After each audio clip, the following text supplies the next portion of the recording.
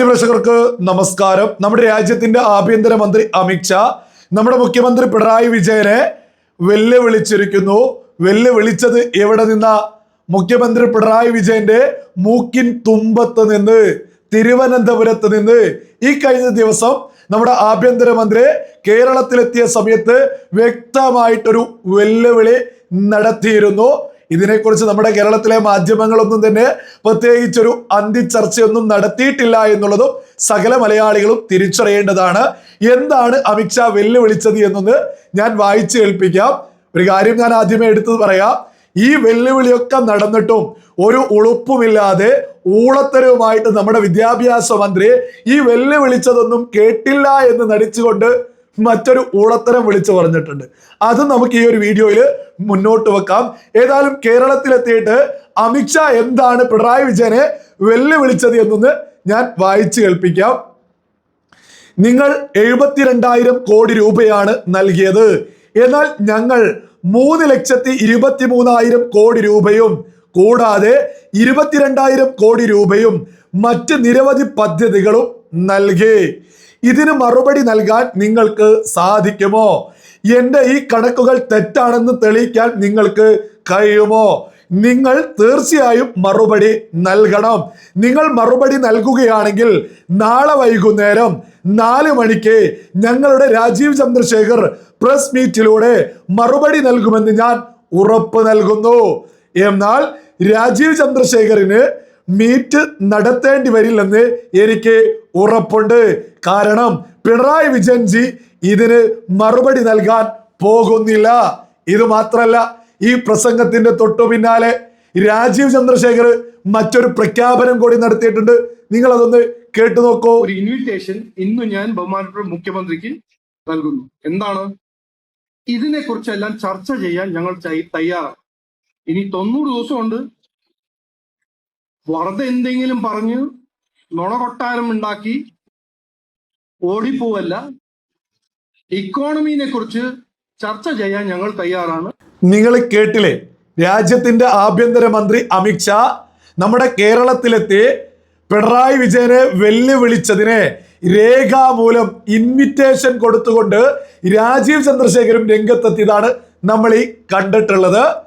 വളരെ വളരെ ലളിതമായിട്ടുള്ള ഒരു ചോദ്യമാണ്. നമ്മുടെ കേരളത്തിലെ ഇടതുപക്ഷവും കോൺഗ്രസും കൂടി രാജ്യം അടക്കി ഭരിച്ച 2004 മുതൽ 2014 വരെ നമ്മുടെ കേരളത്തിന് തന്നിട്ടുള്ളത് 72,000 കോടി രൂപയാണ്. എന്നാൽ രാജ്യം നരേന്ദ്രമോദി ഭരിക്കുന്ന സമയത്ത് 3,23,000 കോടി രൂപ നമുക്ക് തന്നിട്ടുണ്ട്. മാത്രവുമല്ല 22,000 കോടി രൂപ മറ്റ് നിരവധി പദ്ധതികളിലും നൽകിയെന്നും കൃത്യമായിട്ട് പറയുന്നു. ഇതിനെയാണ് കൃത്യമായിട്ട് അമിത്ഷാ വെല്ലുവിളിക്കുന്നത്. പിണറായി വിജയനോട് പറയുകയാണ്, ഈ തന്നിട്ടുള്ളത് ഇല്ല എന്ന് നിങ്ങൾക്ക് പറയാൻ സാധിക്കുമോ? നിങ്ങളെ ഞങ്ങൾ വെല്ലുവിളിക്കുന്നു എന്ന്. ഇത്തരത്തിൽ പച്ചക്ക് നമ്മുടെ പിണറായി വിജയനെ, കേരളത്തിന്റെ മുഖ്യമന്ത്രിയെ, നമ്മുടെ രാജ്യത്തിന്റെ ആഭ്യന്തരമന്ത്രിയെ നേരിട്ട് വെല്ലുവിളിച്ചിട്ട് പോലും ഇതിനൊരു മറുപടി വരെ ഈ ഒരു സമയം വരെ പിണറായി വിജയൻ കൊടുത്തിട്ടില്ല. മറിച്ച് ഈ വെല്ലുവിളി കണ്ടില്ല എന്ന് നടിച്ചുകൊണ്ട് ഒരു ഉളുപ്പുമില്ലാതെ സംസ്ഥാന കലോത്സവത്തില് ഈ ശിവൻകുട്ടി വിളിച്ചു പറയുന്നത് നിങ്ങളൊന്ന് കേട്ടു നോക്കൂ. കേരളത്തിലെ സാധാരണക്കാരായ കുട്ടികൾക്ക് അർഹതയുള്ള 1,065 കോടി രൂപ കേന്ദ്ര സർക്കാർ തടഞ്ഞു വച്ചിരിക്കുകയാണ്. അത് ലഭിച്ചില്ലെങ്കിലും നമ്മുടെ കുട്ടികൾക്ക് ഒരു കുറവും വരാതെ നോക്കുവാൻ ഈ സർക്കാർ തയ്യാറായിട്ടുണ്ട്. നിങ്ങൾ കേട്ടില്ലേ? അതായത് ഇതൊരു ഉദാഹരണം മാത്രം, ഇതൊരു വി ശിവൻകുട്ടി മാത്രമൊന്നല്ല. ഇടതുപക്ഷത്തിന്റെ ആളുകൾ, അത് പിണറായി വിജയൻ ആയിക്കൊള്ളട്ടെ, പ്രധാനപ്പെട്ട ആളുകളൊക്കെ തന്നെ രംഗത്തിറങ്ങും. ഓ, കേരളം ഒന്നും തരുന്നില്ലോ എന്ന്. സ്വാഭാവികമായിട്ടും ഇവരുടെ മുന്നണിയിലുള്ള കോൺഗ്രസും ഇത് തന്നെ പാടിക്കൊണ്ടേ ഇരിക്കുന്നു. നിങ്ങൾ തന്നെ ഒന്ന് ചിന്തിച്ചു നോക്കൂ.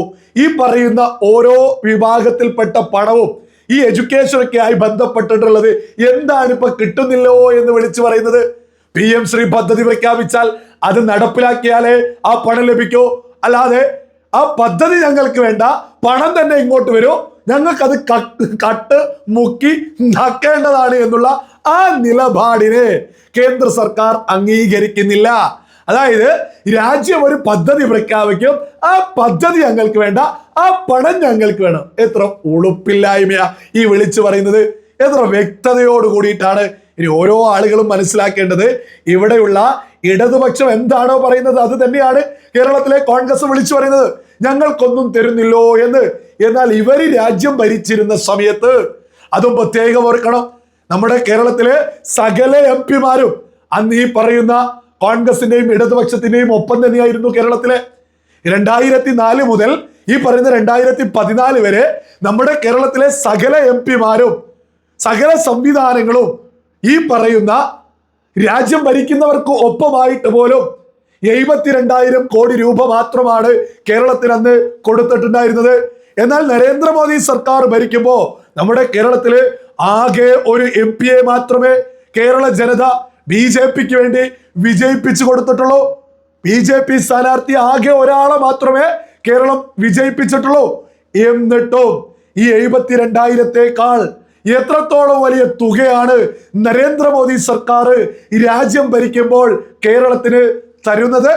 3,20,000 കോടി എന്ന 23,000 കോടി എന്ന് പറയുന്നത്. മറ്റു പദ്ധതികളിലൂടെ 22,000 കോടി വേറെയുമായിട്ടും തന്നിട്ടുണ്ട് എന്ന അമിത്ഷാ പറയുന്നത്. ഇത് തന്നിട്ടില്ല എന്ന് നിങ്ങൾക്ക് പറയാൻ സാധിക്കുമോ എന്ന് അമിത്ഷാ കേരളത്തിൽ നിന്ന് വെല്ലുവിളിച്ചിട്ട് എവിടെ പോയി പിണറായി, എവിടെ പോയി ശിവൻകുട്ടി, എവിടെ പോയി ഇടതുപക്ഷത്തെ സകല മന്ത്രിമാരോ?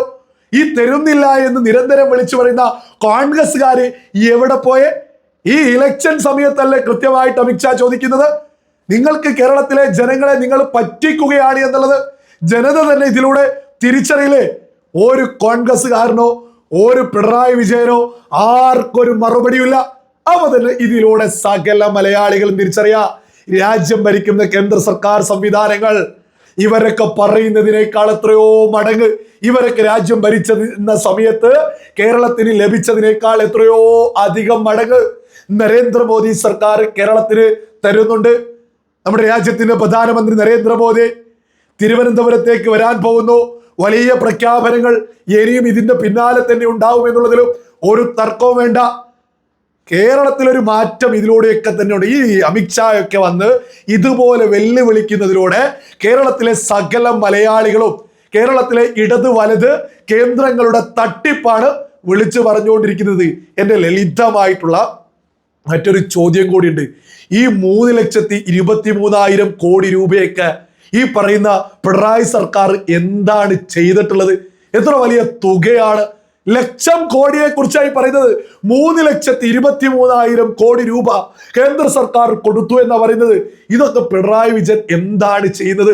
എന്നിട്ടും തികയുന്നില്ല, എന്നിട്ടും തീരെ തികയാഞ്ഞിട്ട് കിട്ടുന്നില്ലോ എന്ന് പറയുമ്പോ ഈ കട്ട് മുടിക്കുന്നവരെയൊക്കെ സകല മലയാളികളും തിരിച്ചറിയണോ? അമിത്ഷാ ഏതായാലും ഇത്തരം ഒരു വെല്ലുവിളി നടത്തിയതോട് കൂടിയിട്ട് കേരളത്തിലെ സകല മലയാളികൾക്കും തിരിച്ചറിയാൻ സാധിച്ചു, ഇടത് വലത് ഒരുമിച്ച് രാജ്യം ഭരിച്ചിരുന്ന സമയത്ത് കേരളത്തിന് കിട്ടിയതിനേക്കാൾ ഒരുപാട് മടങ്ങ് അധികം നരേന്ദ്രമോദി സർക്കാർ കേരളത്തിന് തരുന്നുണ്ട് എന്നുള്ളത് സകലർക്കും തിരിച്ചറിയാൻ സാധിച്ചു.